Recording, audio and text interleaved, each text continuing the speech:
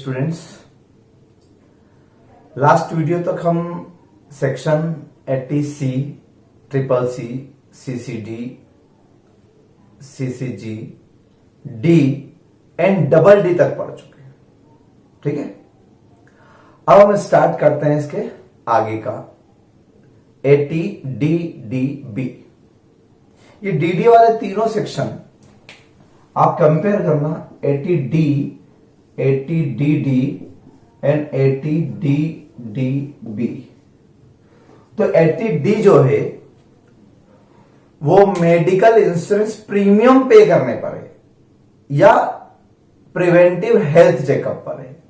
वहां पर आप बीमार हुए या नहीं हुए वो इंपॉर्टेंट नहीं है, आपने प्रीमियम पे किए, आप 80D का डिडक्शन ले सकते हैं। 80DD तो बिल्कुल ही अलग है, यहां तो कोई रिलेटिव जो आप पर डिपेंडेंट है वो डिसेबल्ड है और फ्लैट डिडक्शन है, यहां तो कोई कंपैरिजन ही नहीं। ठीक है, अब तीसरा नंबर का सेक्शन जो है 80DDB, पढ़े जरा आप 80DDB में क्या लिखा हुआ है। 80DDB में रेसिडेंट इंडिविजुअल एंड HF के लिए पहली बात, रेसिडेंट इंडिविजुअल FNA मतलब असेसी जो है वो इंडिविजुअल हो या HF हो, लेकिन रेसिडेंट होना चाहिए। रेसिडेंट में भी ऑर्डिनरी और नॉट ऑर्डिनरी, जहां जहां रेसिडेंट लिखा होता है it means may be ordinary और नॉट ऑर्डिनरी। ठीक, उनको ही डिडक्शन मिलेगा। इस बार आपको कोई प्रीमियम नहीं देना है, आपका इंश्योरेंस है या नहीं है वो मैटर नहीं है। इस बार ये लिखा है स्टार्टिंग लाइन में ही, actual expenditure incurred, actual expenditure incurred for medical expenditure for medical treatment of specified disease prescribe by board, board mean central board of direct accessibility. तो इस बार आपको एक्चुअल एक्सपेंडिचर करना है मेडिकल ट्रीटमेंट पर। ठीक है, वाकई इलाज करवाने पर एक्चुअल खर्चा करना है, लेकिन इलाज किस बीमारी का, स्पेसिफाइड डिसीज, जो बोर्ड ने अपने रूल्स में लिस्ट लिख रखी है, ये प्रेस्क्राइब की उन्होंने बीमारियां, बड़ी बड़ी बीमारियां, कैंसर, ब्रेन ट्यूमर, एड्स, इस तरह बड़ी बड़ी बीमारियां। तो उन बीमारियों के इलाज पर अगर आपने खर्चा किया है तो वो एक्सपेंडिचर, एक्चुअल एक्सपेंडिचर, वो यहां डिडक्टिबल होगा। सिंपल बीमारी, सर्दी खांसी, वायरल फीवर हो गया, आप डॉक्टर के यहां चले गए, ठीक है, तो आपके 1000, 2000, 5000, 10,000 रुपए जो भी खर्च हुए आपके छोटी मोटी बीमारियों पर जो प्रेस्क्राइब नहीं है, ठीक है, तो उनका डिडक्शन यहां नहीं मिलेगा। क्लियर? यहां सिर्फ स्पेसिफाइड डिसीज होना चाहिए और उस पर एक्चुअल एक्सपेंडिचर होना चाहिए मेडिकल ट्रीटमेंट पर। सारे बिल आपको संभाल कर रखना है, इनकेस अगर आपका केस स्क्रूटनी में आता है तो आपको प्रूफ के लिए देना पड़ सकता है। ठीक, अब इलाज किसका करवाएं और कितना पैसा खर्च, तो इलाज करवाने के लिए आपको यहां पर लिखा हुआ है किस स्पेसिफाइड डिसीज पर आपको डिडक्शन मिल सकता है। तो जो असेसी है मिस्टर एक्स खुद की इलाज पर, अगर उसको खुद को बीमारी है, या फिर उसके फैमिली मेंबर्स, कौन को आगे लिखा हुआ वहीं पर आप देखें, असेसी हिमसेल्फ और डिपेंडेंट स्पाउस। ठीक है, अब इस बार स्पाउस भी डिपेंडेंट होगी तो उसके स्पेसिफाइड डिसीज पर मेडिकल एक्सपेंडिचर अलाउड होगा।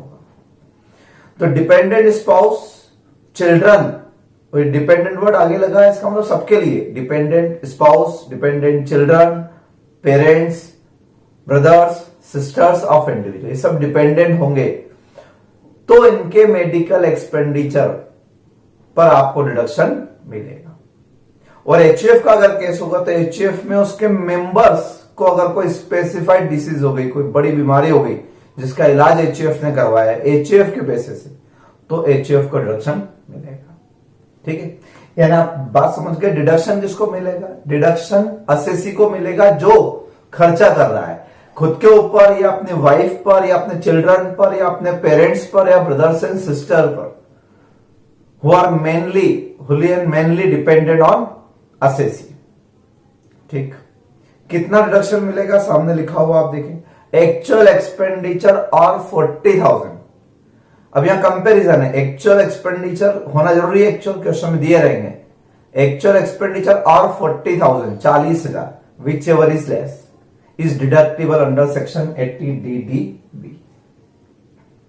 ठीक है, क्लियर है बात। लेकिन अगर जिसका इलाज हो रहा है वो अगर सीनियर सिटीजन है तो एक्चुअल एक्सपेंडिचर और 1 लाख रुपए, कितने रुपए, 1 लाख रुपए, वहां नोट्स में एक जीरो कम लगी है, 10,000 लिखा, आप एक जीरो बढ़ा ले, 1 लाख, तो एक्चुअल एक्सपेंडिचर और 1 लाख इन case of resident senior citizen. और मैं आपको बार बार बोल चुका हूं, जब भी सीनियर सिटीजन को एक्स्ट्रा एडवांटेज मिलता है तो वो रेसिडेंट होना कंपलसरी है, मे बी ऑर्डिनरी और नॉट ऑर्डिनरी। ठीक है, अगर वो नॉन रेसिडेंट है तो फिर वही 40,000 वाली लिमिट लगेगी, लेकिन अगर वो रेसिडेंट सीनियर सिटीजन है तो उसको 1 लाख तक की लिमिट लग सकती है। ठीक है, इसके लिए हमें एक क्वेश्चन पर आना पड़ेगा, बात आपको क्लियर समझ में आने के लिए। पहले इन शॉर्ट वापस समरी बता दूं मैं, 80DDB in respect of resident individual, actual expenditure on medical treatment of specified disease prescribe by board of direct access. ठीक है, for assessing himself, dependent spouse, children, parents, brother और sister of the individual. Amount कितना, 40,000 या oblique senior citizen के case में 1 लाख, और actual expenditure whichever is less. अब cases का रिडक्शन मिलेगा, उसके लिए आप एक प्रैक्टिकल क्वेश्चन पर आए, सिंघानिया में पेज नंबर 435 पर आए, 435 paragraph 4 sorry page number 435 question number 145P1 145P1। ठीक है, जिनके पास क्वेश्चन नहीं है मैं फिर स्क्रीन पर दिखा रहा हूं, एक बार क्वेश्चन आपको देख लें। छोटा सा क्वेश्चन है, आप चाहें तो नोट डाउन कर लें अगर आपके पास बुक अवेलेबल नहीं हो तो।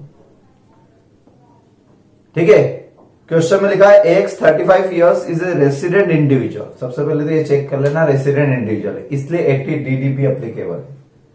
तो जो मेन असेसी जिसके हैंड्स में आप डिडक्शन लेना चाहते हो वो रेसिडेंट होना चाहिए। ठीक, ड्यूरिंग द ईयर्स में क्या क्या एक्सपेंडिचर किए हैं आपको 3 कॉलम में दिया हुआ है। एक कॉलम में एक्चुअल एक्सपेंडिचर लिखा है, दूसरे कॉलम में amount reimburse by insurance company.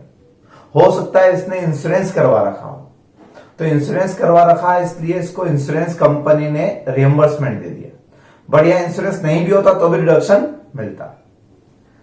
फिर ये कहीं एम्प्लॉय होगा, इसलिए आगे लिखा अमाउंट रियम्बर्स बाय एम्प्लॉयर, 28,000 इसको एम्प्लॉयर ने रियम्बर्स कर दी। वो अपने सैलरी हेड में पढ़ा था ना, आप मेडिकल एक्सपेंडिचर करते हो तो medical facility means all medical bills reimburse by employer, तो ये वो मेडिकल फैसिलिटी है। ठीक है, ये भी मिला, यानी आपका कहने को 30,000 खर्च हुआ, 30,000 में से 28,000 तो कंपनी ने आपको दे दिया, रियम्बर्स कर दिया, यानी आपकी जेब से तो सिर्फ 2,000 ही खर्च हुए ना। तो ये कॉलम दिए हैं समझाने के लिए, नहीं भी दिए होते तो भी अपना काम तो हो जाता है, एक्चुअल एक्सपेंडिचर और 40,000 विच एवर इज लेस। ठीक है, दूसरा सेकंड नंबर पे क्या लिखा है, ये पहला था medical expenditure treatment of X in government hospital. ठीक है, दूसरा है medical expenditure specified disease of Mrs X in hospital recognised by chief commissioner. यहां मैंने आपको हॉस्पिटल का बताया कि कौन सा हॉस्पिटल होना चाहिए, नहीं, मैंने आपको बताया actual expenditure on medical treatment, बस इलाज कहीं भी किसी भी हॉस्पिटल में कराओ। हो सकता है यहां थोड़ा कंफ्यूजन हो, यहां सैलरी वाला पॉइंट याद आ गया तुमको, वहां सैलरी हेड में था वो मेडिकल फैसिलिटी गवर्नमेंट हॉस्पिटल में हो तो एग्जेम्प्टेड, यहां ऐसा कुछ नहीं। आपको सिर्फ यहां देखना है डिसीज जो है वो स्पेसिफाइड होना चाहिए, बीमारी जो है वो स्पेसिफाइड है, yes, answer yes, then 80DDB applicable. ठीक है, फिर नीचे लिखा है salary of X 4 lakh in 2 cases, disease is specified in the rules made. देखो नीचे लिखा है disease is specified as per rules made by board, board mean central board of direct tax. ठीक है, इतना छोटा सा क्वेश्चन भी अलग से आपको आ सकता है, और ये पॉइंट तो एमसीक्यू में तो और भी याद आ सकते हैं, इसलिए आपको याद रखना है। अब कैसे करेंगे, तो आप बताएं। पहली बात तो मिस्टर एक्स और मिसेस एक्स का इलाज इसमें एलिजिबल है कि नहीं, तो सबसे पहले तो हम एलिजिबिलिटी देखेंगे, तो आंसर आया yes, mister x and Mrs x also. Because Mrs x, हालांकि इन्होंने लिखा नहीं है डिपेंडेंट है या नहीं है, बट हम अज्यूम करेंगे डिपेंडेंट है, ठीक है। तो मिसेस एक्स के इलाज पर एक्चुअल एक्सपेंडिचर कितने हुए, आप ध्यान से देखें तो एक्चुअल एक्सपेंडिचर इनके इसमें हुए 30,000, इनके इसमें हुए 14,000, 14,000 रुपए, ठीक है। फिर इसमें से इसको रिएम्बर्समेंट मिल गया, क्या इंश्योरेंस कंपनी से रिएम्बर्स मिला, क्या एम्प्लॉयर से रिएम्बर्समेंट मिला, तो इस केस में इंश्योरेंस कंपनी से नहीं मिला, लेकिन 28,000 एम्प्लॉयर से मिला। तो नेट एक्सपेंडिचर अगर हम कहें, नेट खर्चा इसकी जेब से कितना हुआ, 2,000। दूसरे केस में 3,000 इसको इंश्योरेंस कंपनी से मिल गए, कहीं इसने इंश्योरेंस करवा रखा होगा, नहीं भी होते तो भी अपना क्वेश्चन हो सकता था। 6,000 एम्प्लॉयर से मिले, क्योंकि ये सैलरीड एम्प्लॉय, नहीं भी होता तो भी अपना क्वेश्चन हो सकता था। तो ये एक्स्ट्रा पॉइंट दिए हैं और अच्छे से समझाने के लिए। अब आप देखें तो 3,000 ये और 6,000 है, 9,000 मैंने माइनस कर दिया, अब बचे 5,000, बराबर है। अब मेरा कहना यह है कि आपने सबसे पहले तो अपने रूल्स देखे, section 80 DDB applicable in case of resident, पहली स्टेप पार, yes mister X is resident. Number 2 specified disease, ये भी पार किया, ठीक है। नंबर 3 क्या रूल है, एक्चुअल एक्सपेंडिचर और 40,000। तो मेरा सिर्फ इतना सा कहना है कि आप इस 7,000 को एक्चुअल एक्सपेंडिचर मान के यहां लिमिट लगाएंगे 40,000, या 44,000 और 40,000 लिमिट, क्या करेंगे आप, लिमिट विचेवर लोअर यहां से ले या विचेवर लेस यहां से ले। अगर यहां से विचेवर लेस लेते तो 7,000 का डिडक्शन मिल जाएगा, और यहां से अगर विचेवर लेस लेते हैं तो 40,000 लेस आ रहा है। उस 40,000 रुपए में से 3,000 ये रिकवर हुए थे और 3,000 ये रिकवर हुए, 34,000 ये रिकवर हुए। क्रॉस टेली कर लेना मैट्रिक्स से, आप समझो 44,000 टोटल थे, 3,000 रिएम्बर्स हो गए, 34,000 ये रिएम्बर्स हो गए, नेट 7,000। अगर मैं ऐसा करता हूं विच इज लोअर तो 7,000 रिडक्शन मिलेगा, और अगर मैं ऐसा करता हूं 44,000 एक्चुअल एक्सपेंडिचर, एक्चुअल एक्सपेंसेस और maximum 40,000 which ever is less, तो 40,000 आता है। इस 40,000 रुपए में से 3,000 ये रिएम्बर्स हो गए, 34,000 ये रिएम्बर्स हो गए, तो नेट आपकी जेब में कितना, यहां से आपने 3,000 माइनस करे और ये माइनस करे, तो आप देखेंगे तो नेट एलिजिबल एक्सपेंसेस आपके सिर्फ आ रहे हैं 3,000, ठीक है। तो अब मेरा कहना यह है कि आप करने का तरीका देख लेना, ठीक है, ऐसा करना सही है या ऐसा करना सही है। तो ध्यान रखना यह तरीका गलत है, नेट बेसिस पे करना यह तरीका गलत है, ठीक है। इसलिए आप इस तरीके पर न जाएं, आपको करना यह है as per rules clear and underline भी क्या है, एक्चुअल एक्सपेंडिचर जितने होंगे इसको कंपेयर करेंगे 40,000 से, ये लिमिट एक्चुअल एक्सपेंडिचर की है, that actual expenditure can not exceed 40,000, और अगर इनमें से कोई सीनियर सिटीजन होता तो कैन नॉट एक्सीड 1 लाख रुपए। फिर ये एलिजिबिलिटी आई कि आप 44 या 40 में से किसका रिडक्शन ले सकते हो, 40 का ले सकते हो, लेकिन 40 भी खर्च कहां हुए आपके, 40 में से भी 3,000 ये और 34,000 ये तो रिएम्बर्स हो गए, रिकवरी हो गई, तो आपकी जेब से तो गवर्नमेंट की नजर में खर्चा कितना हुआ, 3,000। तो सेक्शन 80 DDB में जो डिडक्शन मिलेगा 80 DDB में, वो सिर्फ कितना मिलेगा, 3,000। ये बात ध्यान रखना है, बड़ी शानदार चीज है, ठीक है। अब ये मत सोचना कि उसका एक्चुअल खर्चा वाकई हुआ ज्यादा उसका, ठीक है, लेकिन डिडक्शन इस तरीके से देते हैं लॉ के हिसाब से। तो आपको मैंने कई बार कहा कि लॉ के हिसाब से पढ़ना पड़ता है, ठीक है ना, और लॉ के हिसाब से यहां से कंपैरिजन होता है, यहां से कंपैरिजन नहीं होता है, ठीक है। तो मैं अगर अभी आप एक बार देख लें एट ए ग्लांस, ठीक है, आप चाहे तो पूरा नोट डाउन कर लें इसको, और पूरा ही नोट करो आप पूरा एग्जैक्टली इसी स्टाइल में ये लिखो और फिर इसको कट करो, है ना, पूरा इसी, और ये इसको ब्रैकेट बनाओ इस तरीके से, ये सही लिखो, ठीक है।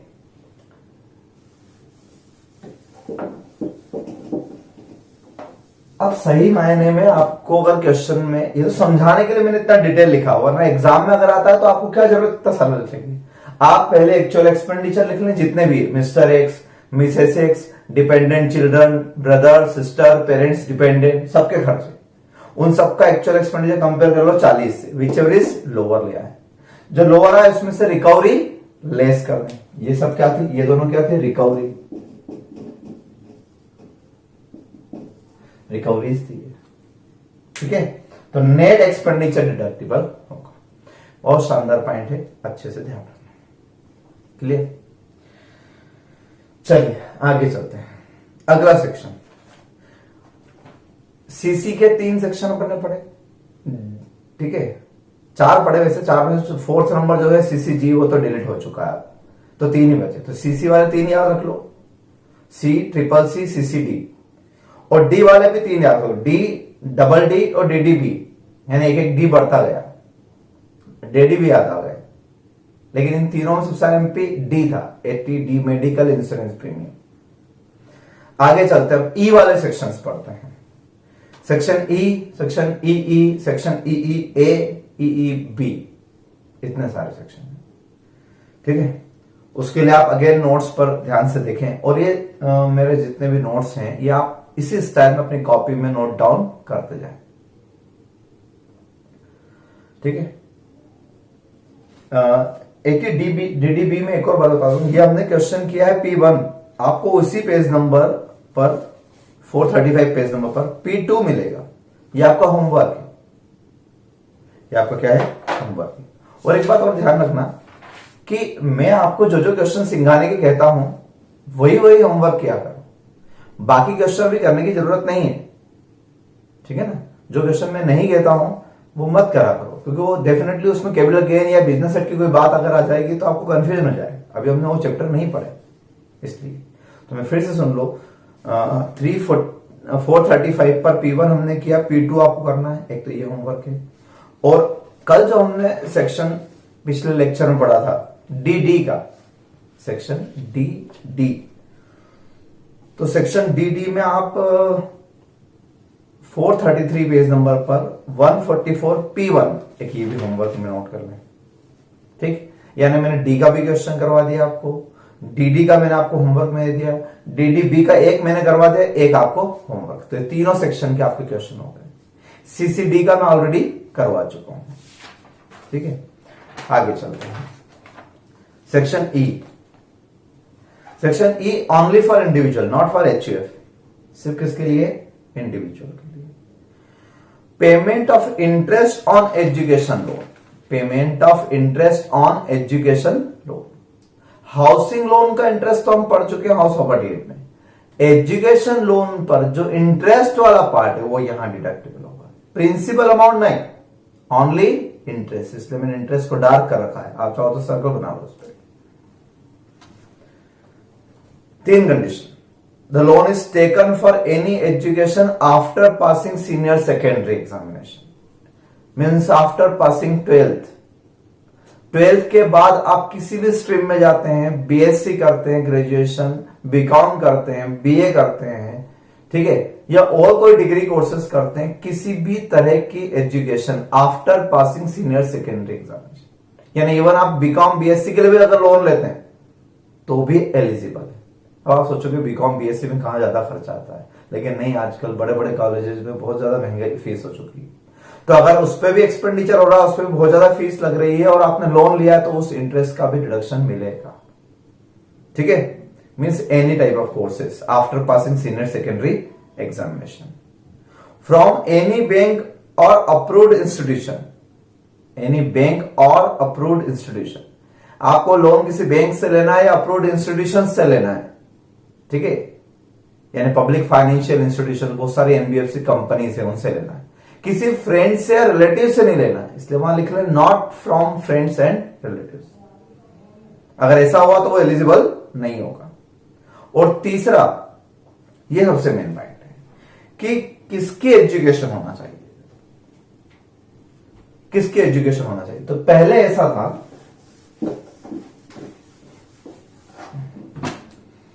पहले ऐसा हुआ था कि जनरली पेरेंट्स लोन लेते थे। आपने सुना होगा इंजीनियरिंग कॉलेज, अब इंजीनियरिंग का बहुत क्रेज था, 4 साल की इंजीनियरिंग, बच्चा 12th पास करता और एग्जाम क्लियर कर, एंट्रेंस एग्जाम क्लियर करके और इंजीनियरिंग में आता। फादर मदर लोन लेते थे अपने बच्चे के एजुकेशन के लिए।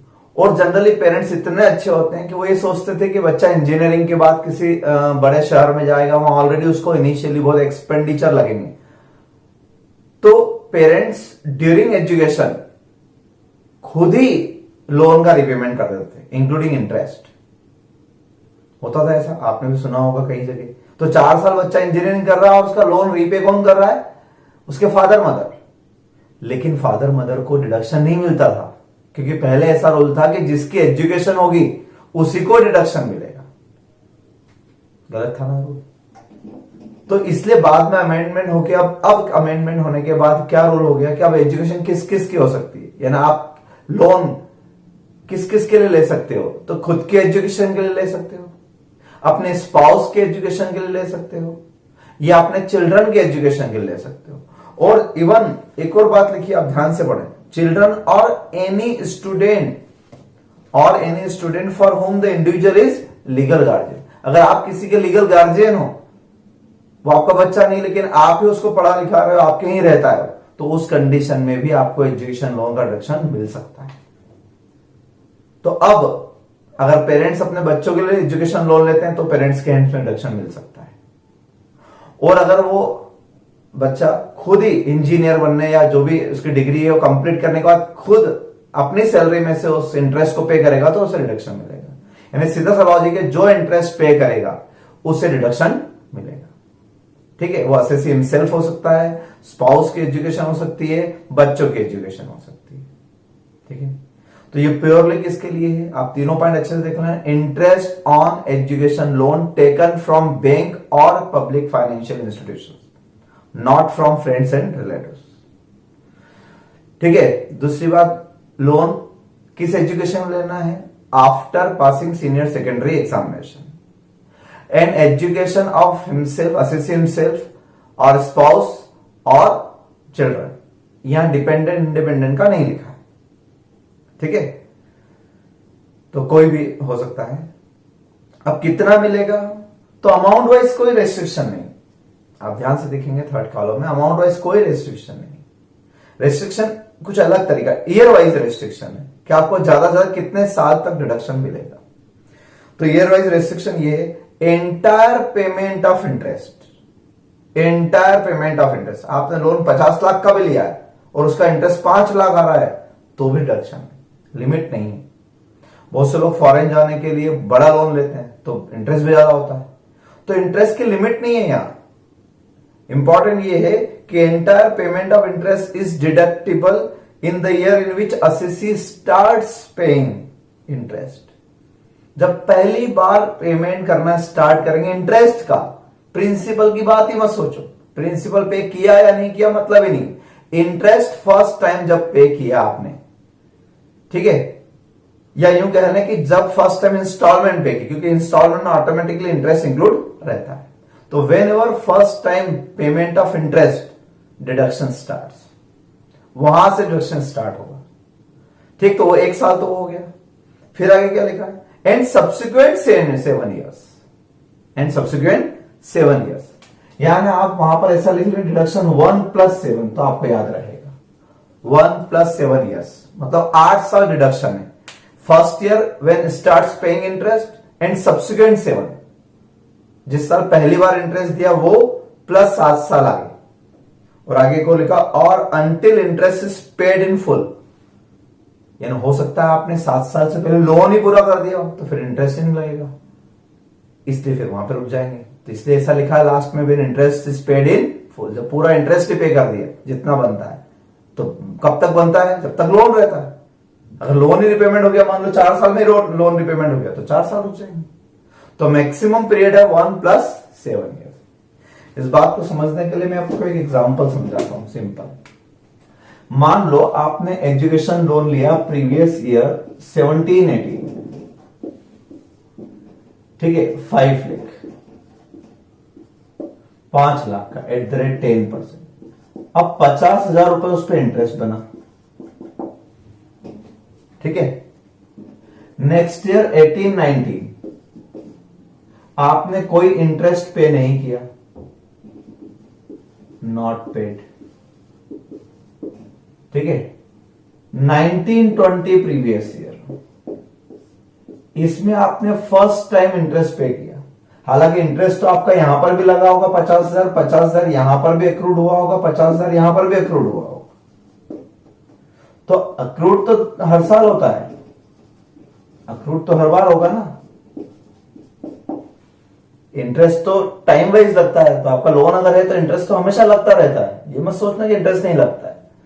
लेकिन पेमेंट की बात कर रहा हूं मैं, पेमेंट होना चाहिए। अब आपने यहां पर सपोज इस 50,000 रुपए में से फर्स्ट टाइम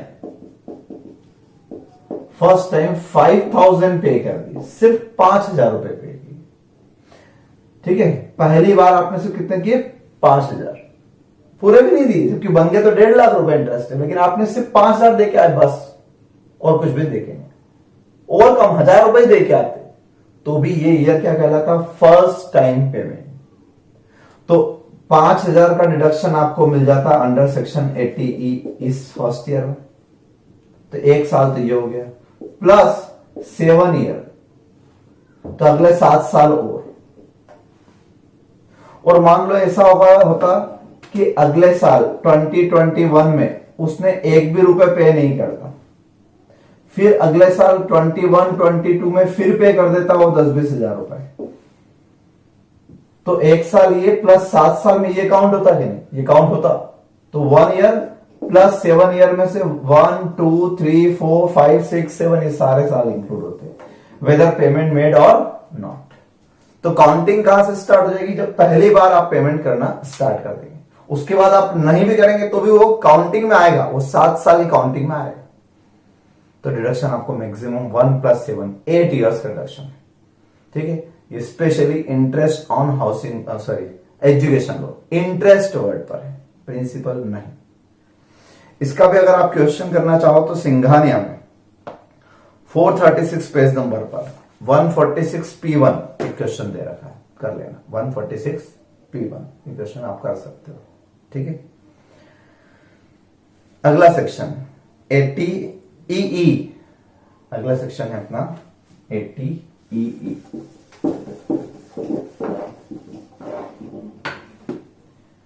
तो सेक्शन 80EE इंडिविजुअल केस में इंटरेस्ट ऑन हाउसिंग लोन, चौक गए थोड़ा सा देर के लिए, चौकना चाहिए। इंटरेस्ट ऑन हाउसिंग लोन तो कहीं और भी आया है, yes. Interest on housing loan house property chapter में है, वहां आपने पढ़ा कि इंटरेस्ट ऑन हाउसिंग लोन अगर सेल्फ ऑक्यूपाइड प्रॉपर्टी है तो 2 लाख रुपए तक मैक्सिमम डिडक्शन मिलता है, सब्जेक्ट टू कंडीशन।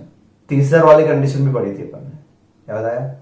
वहां पर फर्स्ट प्रायोरिटी उसी को देना। तो हाउसिंग लोन अगर है तो उसका इंटरेस्ट पहले हाउस प्रॉपर्टी एड में डिडक्शन मिलेगा। अगर मान लो आपका इंटरेस्ट 2.5 लाख बना तो 2 लाख वहां डिडक्शन मिल गया, बाकी जो बचा 50,000 वो आप चाहें तो यहां ले सकते हैं। तो हम बात रिमेनिंग की कर रहे हैं, और अगर आप वहां नहीं लेना चाहो तो यहां ले लो, कोई प्रॉब्लम वाली बात नहीं, जो बेनिफिशियल हो। यहां कोई प्रायोरिटी सेट नहीं की लॉ में कि पहले वहां लेना यार, लेकिन हम इस पर प्लानिंग अगर हम देखें तो वहां ज्यादा अच्छा है, पहले वहां ले, बचा हुआ यहां ले।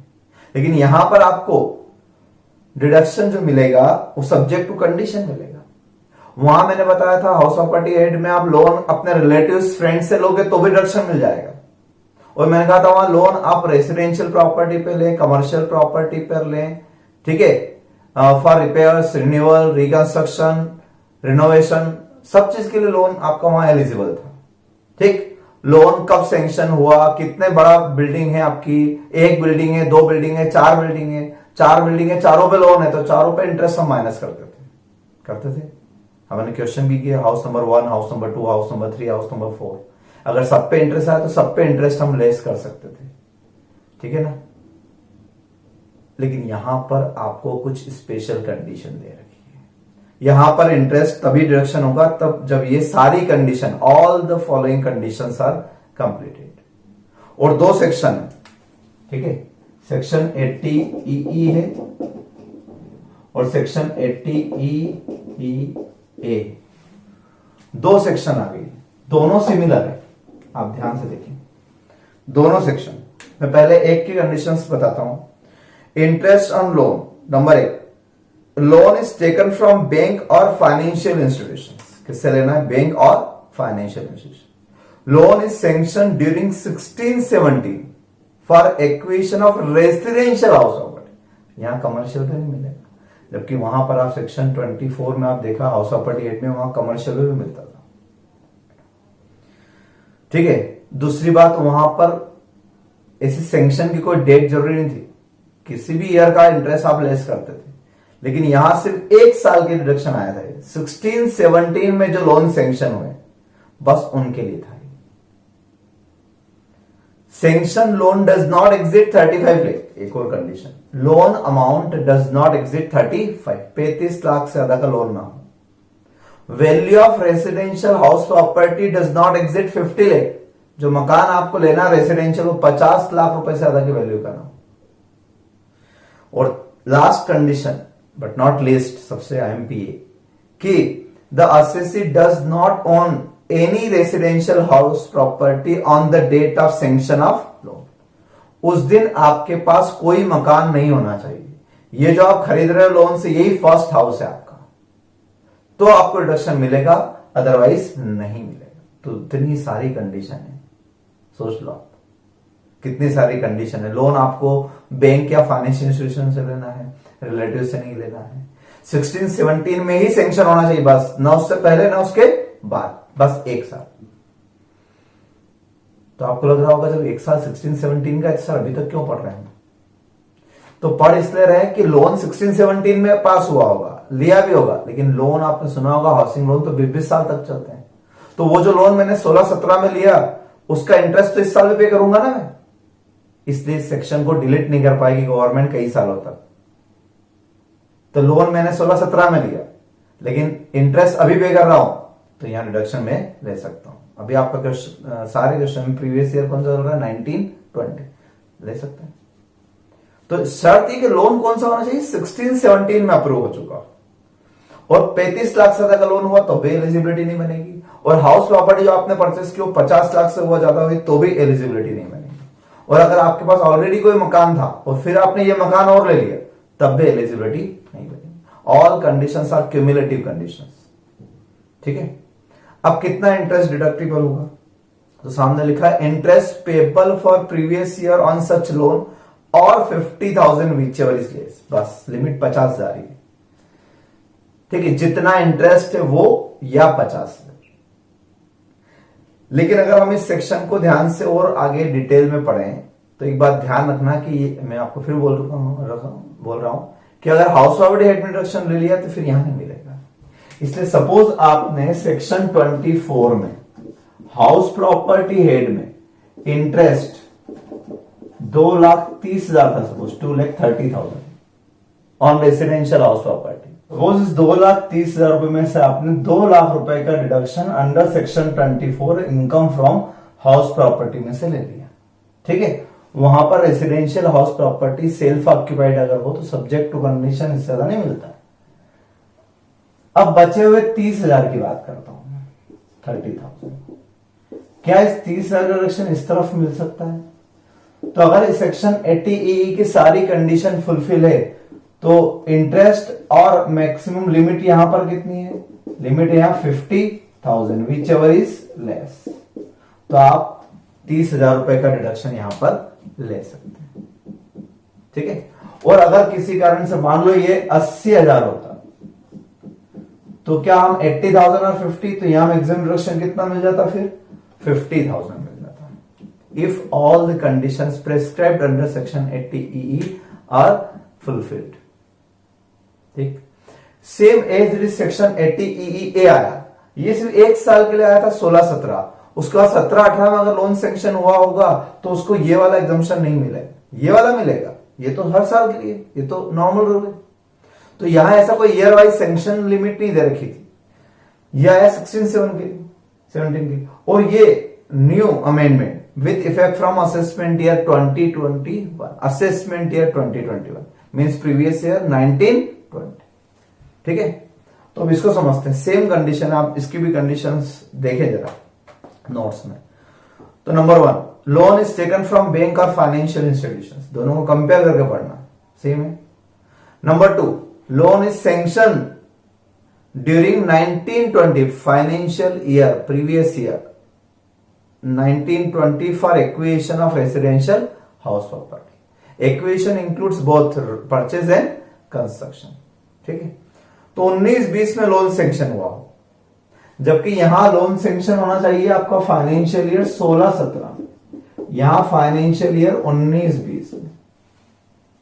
ठीक है, फिर अगली कंडीशन क्या है? Stamp duty value of residential house property does not exceed 45 lakh.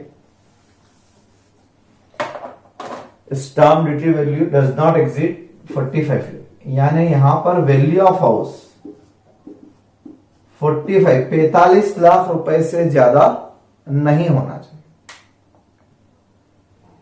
ठीक है, assessee does not own any residential house property on the date of sanction, ये भी कॉमन है, क्लियर बात। उस दिन आपके पास does not own any residential house property, आपके पास कोई मकान नहीं होना चाहिए। अगर है, ठीक है, पुराना कोई मकान और फिर ये वाला मकान खरीद रहे हो आप, तो फिर आपको ये सेक्शन अवेलेबल नहीं होगा।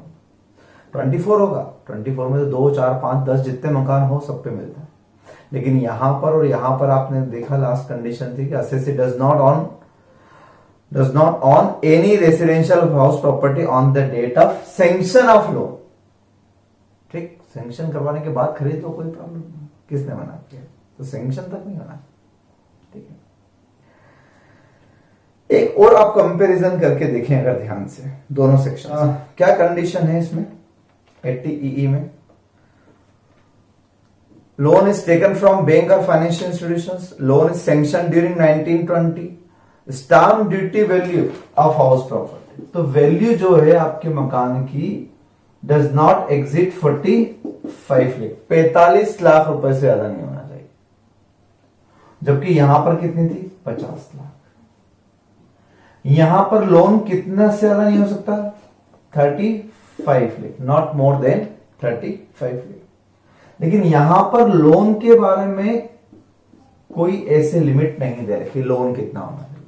अंडरस्टूड है कि जब मकान ही 45 लाख का है तो लोन इससे कम का ही होगा, क्योंकि बैंक वाले 100% फाइनेंस करते ही नहीं है। ठीक है, तो दोनों सेक्शन सेम है, बस फर्क इतना सा है, सैंक्शन देख लेना सबसे इंपॉर्टेंट है। ये पुराना सेक्शन है 16-17, 1 अप्रैल 16 से 31 में 17 में जो लोन सैंक्शन हुए रेसिडेंशियल हाउस प्रॉपर्टी के, वो यहां आएंगे।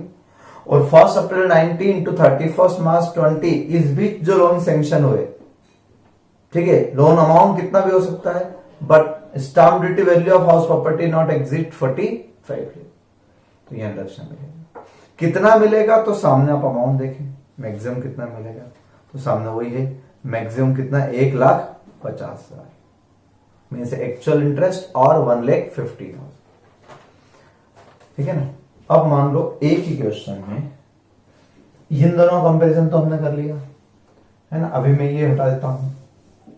ठीक है, अब इसकी बात करते हैं। सपोज आपके पास एक हाउस प्रॉपर्टी है जो आपने 1920 में लोन लेके परचेज की, फर्स्ट टाइम, आपके पास और कोई मकान नहीं था पहले से, तो उस पर आपने लोन लिया, लोन पर इंटरेस्ट बना आपका 2,80,000। तो आप 2,80,000 में से पहले तो 2 लाख का डिडक्शन लोगे सेक्शन 24 हाउस प्रॉपर्टी, बचे हुए 80,000 आप यहां ले लो, और यहां मैक्सिमम लिमिट कितनी? 1,50,000, विच एवर इज लेस। तो आपके ये 80,000 रुपए भी डिडक्टिबल हो जाएंगे अंडर सेक्शन 80 EE। ऐसा है, ठीक है। तो जब ये सेक्शन आएगा तो ये नहीं आएगा, और जब ये आएगा तो ये नहीं आ सकता, दोनों में। ठीक है, या तो ये कॉम्बिनेशन बनेगा या फिर ये वाला कॉम्बिनेशन बनेगा। तो आप फर्स्ट प्रायोरिटी उसको देना, बचा हुआ इंटरेस्ट आप यहां ले आना। क्लियर है बात? ठीक है ना। 19 ये नया है, न्यू असेसमेंट, इस असेसमेंट ईयर से आया था ये। एक और सेक्शन आया है, एक और सेक्शन आप देखें 80EEB, 80EEB, ये भी न्यू अमेंडमेंट इसी साल से, इंडिविजुअल के लिए बहुत ही शानदार। आपने सुना होगा कि मोदी जी और अमित शाह जी पेट्रोल और डीजल का कम कंजम्पशन चाहते हैं इन फ्यूचर, इसलिए वो चाहते हैं कि इंडिया में इलेक्ट्रिक व्हीकल ज्यादा बढ़े। तो उसको प्रमोट करने के लिए, लोग उसकी तरफ अट्रैक्ट हों, उसके लिए उन्होंने एक डिडक्शन लिया है, taken loan for purpose of purchase of electric vehicle. अब आप इलेक्ट्रिक व्हीकल परचेज करने के लिए, कार या बाइक जो भी इलेक्ट्रिक, ठीक है, बहुत सारी आ चुकी है अब तो, और कार भी अब धीरे धीरे बढ़ती जाएगी। तो अगर इलेक्ट्रिक व्हीकल परचेज करने के लिए लोन लेते हैं, and loan is taken from financial institutions, NBFC, NBFC means non banking financial companies, बहुत सारी है, मुथूट फाइनेंस या बजाज फाइनेंस, इस तरह के होते हैं ना, जो भी फाइनेंस करे। तो banking institutions, non banking financial companies, and sanction during 1 April 19 to 31 March 2023, यह लिमिट 23 तक दी, हो सकता है इसको एक्सटेंड भी कर दे। तो फिलहाल इन 4 सालों के लिए दिया उन्होंने, 1920, 2021, 21, 22, 22, 23। इन सालों में अगर इलेक्ट्रिक व्हीकल के लिए अगर आपने लोन लिया है तो उस लोन का इंटरेस्ट डिडक्टेबल होगा। कितना? सामने लिखा है, interest payable on such loan और 1,50,000 विच एवर इज। बहुत इजी पॉइंट है, कोई खास ज्यादा बड़ा नहीं। 1.5 लाख रुपए के लिए रखना है इंटरेस्ट पर, प्रिंसिपल पर नहीं। तो interest, actual amount of interest payable, payable word लिखा हुआ है, इट मींस आउटस्टैंडिंग होगा तो भी डिडक्शन मिलेगा। तो इंटरेस्ट पेबल और 1,50,000 विच एवर इज लेस, इतना डिडक्शन मिलेगा इन case of electric vehicle loan. ठीक है, तो 80E, मैं आपको एक बार फिर समरी बता दूं। हमने आज लोन की ज्यादा बात की। 80E जो हमने बात की, 80E एजुकेशन लोन था, ठीक, इंटरेस्ट डिडक्टिबल। 80EE ये हमने पढ़ा housing loan for residential house property, ठीक है, बट ये सब्जेक्ट टू कंडीशंस था बहुत सारी। फिर अगला पढ़ा हमने 80EEA, ये भी हाउसिंग लोन है बट सब्जेक्ट टू कंडीशन, ठीक है। और उसके बाद हमने पढ़ा 80EEB, ये फर्स्ट टाइम और बिल्कुल यूनिक है, इलेक्ट्रिक व्हीकल खरीदने के लिए लोन पर इंटरेस्ट 1,50,000। तो ऐसे याद रखा करो, सी वाला ब्लॉक याद रखो, फिर डी वाला ब्लॉक याद रखो, ठीक है, फिर ई वाला ब्लॉक याद रखो। ऐसे आप सेक्शन वाइज, सेक्शन बहुत इंपॉर्टेंट है, मैंने कहा सेक्शन कोड करना पड़ेंगे वहां पर। तो सेक्शन वाइज अगर याद रखते हो आप तो बहुत इजीली याद रहेगा। ऐसे ब्लॉक बना लो अलग अलग, ठीक है। अब इसके बाद जो सेक्शन है आप देखें, इसके बाद 80G और डबल जी दिख रहा है 80G और डबल जी, ये दोनों सेक्शन में आपको अपनी लाइव क्लास में ही बताऊंगा क्योंकि बहुत बड़े सेक्शन है। यहां कितने छोटे से दिख रहे हैं, आपको लगेगा बहुत सबसे इजी दिखे थे सर, नहीं, सबसे बड़े यही हैं और 2 पेज के नोट्स लिखवाना है इसमें मुझे, और प्रैक्टिकल क्वेश्चन करवाना बड़ा सा, जो यहां पर समझ में नहीं आ पाएगा, ठीक है। तो ये 2 सेक्शन हम पेंडिंग लिख लेते हैं, मुझे याद रहेगा, आप चिंता ना करें, मैं खुद आगे कि आपको जब भी लाइव क्लास अपने स्टार्ट होगी लॉकडाउन के बाद मैं खुद समझाऊंगा। एक्चुअली ये बोर्ड छोटा है, ठीक है, तो इस पर इतना बड़ा क्वेश्चन आ नहीं पाएगा, तो आपको ढंग से मैं एक्सप्लेन नहीं कर पाऊंगा, ठीक है। रिसोर्सेस अभी कम है मेरे पास, बड़ा बोर्ड लेने के लिए टाइम तो है लेकिन जाने नहीं देंगे पुलिस वाले, इस कारण से नहीं ला सकता, ठीक है। तो 80G एंड 80GG ये हम लाइव क्लास में पढ़ेंगे क्योंकि बड़े सेक्शन से इसको हम अभी नहीं पढ़ सकते, ठीक है। यहां इसको, और वैसे भी इन 2 सेक्शन में कैपिटल गेन आ रहा है बीच में, इसलिए मुझे पहले कैपिटल गेन थोड़ा सा एक्सप्लेन करना पड़ेगा, तब जाके मैं समझा पाऊंगा। बाकी सेक्शन में आपने देखा कोई चैप्टर का कंफ्यूजन नहीं आया बीच में, इसलिए मैंने डिडक्शन चैप्टर स्टार्ट कर दिया, लेकिन इन 2 सेक्शन में आएगा इसलिए इस सेक्शन को छोड़ देते हैं, ठीक है। आगे चलें, इसके बाद इसके बाद आप ध्यान से देखें तो 80 जीजी ए, बी और सी 3 सेक्शन लाइन से मिलेंगे आपको। आज के लिए इतना और पढ़ लेते हैं, बस ये लास्ट रहेंगे। 80 जीजी ए सेक्शन जो है एनी पर्सन, अब जाके एनी पर्सन आया, मतलब इंडिविजुअल, एचयूएफ, कंपनी, फर्म, सबके लिए अवेलेबल है। Assessee not having income from business head and contribute और donate amount for scientific research और डेवलपमेंट, रूरल डेवलपमेंट प्रोग्राम। तो जिनका बिजनेस हेड होगा, जो बिजनेस करते होंगे, वो अगर साइंटिफिक रिसर्च में खर्चा करते हैं तो उनको बिजनेस हेड में सेक्शन 35 में डिडक्शन मिल जाता है। इसलिए इन्होंने इसके लिए यहां मना कर दिया, not having income from business, इसलिए छोड़ दिया, क्योंकि उनको ऑलरेडी वहां बिजनेस हेड में डिडक्शन मिल चुका है। अब उसी चीज पे डबल डिडक्शन तो होगा नहीं, तो बिजनेस हेड वालों को हटा दो। बाकी हेड जो है, आपकी salary, house property, capital gain, other source, ये इनकम है, और आप साइंटिफिक रिसर्च के लिए किसी को कंट्रीब्यूशन देते हो, तो 100% ऑफ कंट्रीब्यूशन डिडक्टेबल।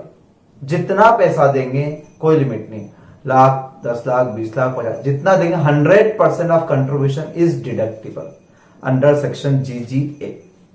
और अगर यही व्यक्ति बिजनेसमैन होता और ये साइंटिफिक रिसर्च में अगर कंट्रीब्यूशन देता तो सेक्शन 35 में डिडक्शन मिलता। तो इसलिए बिजनेस हेड को हटा दिया, क्योंकि वहां पर डिडक्शन ऑलरेडी है। अब बचे 2 सेक्शन, 80 जीजी बी एंड जीजी सी, दोनों सेम है, आप ध्यान से देखो।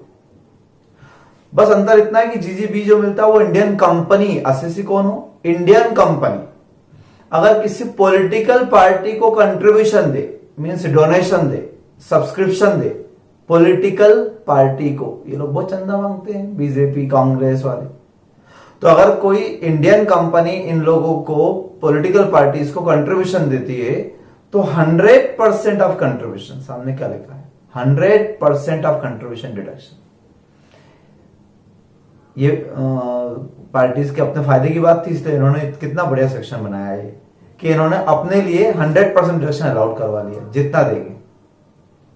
और सेम एज सेक्शन बाकी अदर असेसी के लिए भी, 80 जीजीसी, वहां क्या लिखा हुआ देखिए, असेसी अदर देन कंपनी, यानी कि इंडिविजुअल भी, HF, firm, company, sorry individual, HF, firm, AOP, BOI, company को छोड़ के जितने भी एसएससी है वो सी में आएंगे। अगर ये लोग पॉलिटिकल पार्टी को कंट्रीब्यूशन देते हैं 100% डिडक्टिव पूरा।